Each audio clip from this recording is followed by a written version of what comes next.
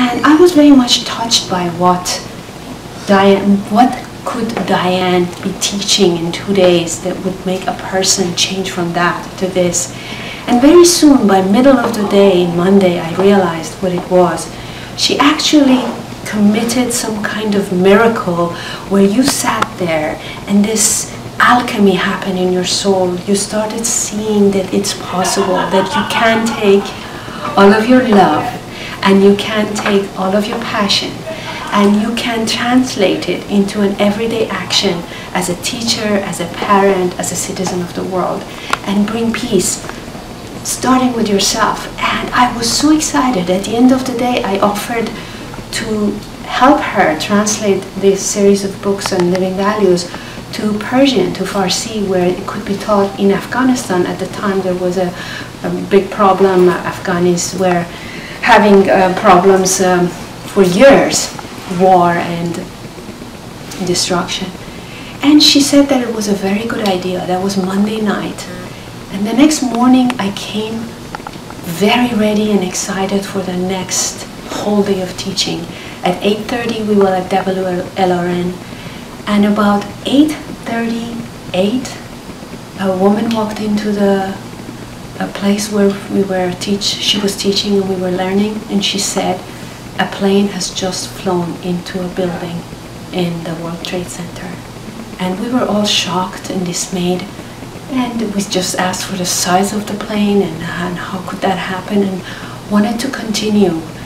But little did we know that the world as we knew it was changing, had changed.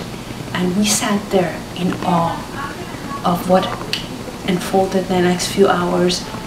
Diane Tillman, believing that she's going to take a flight that afternoon to Elahe, continued teaching.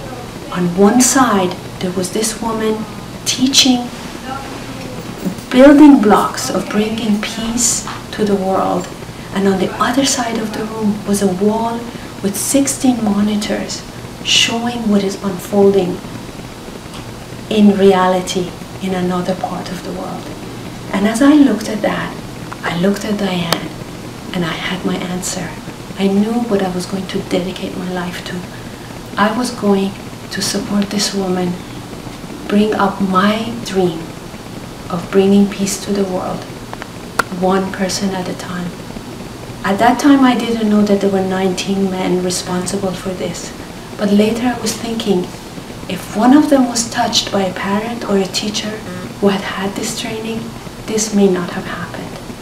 And because of that, I realized that no amount of teaching and no amount of students are small. If I have one person that I touch in the next few years until the end of my life, then I have fulfilled my mission in this world. And because of that, and because of my passion, I did not see what it would take and how many takes at the company, an excellent company of Dr. Shea and Roz Rish. We went and started offering these workshops to the schools in Miami. And my passion for this work took me also to Iran, and I have been training people in Iran on this living values workshops. And my experience has been that the more thirsty people are, whether you're teaching it in a prison, in a homeless shelter, or in a country where peace isn't being offered, people really don't take it for granted. They are listening and they're full of passion because they know that they don't have the luxury of taking this teaching for granted.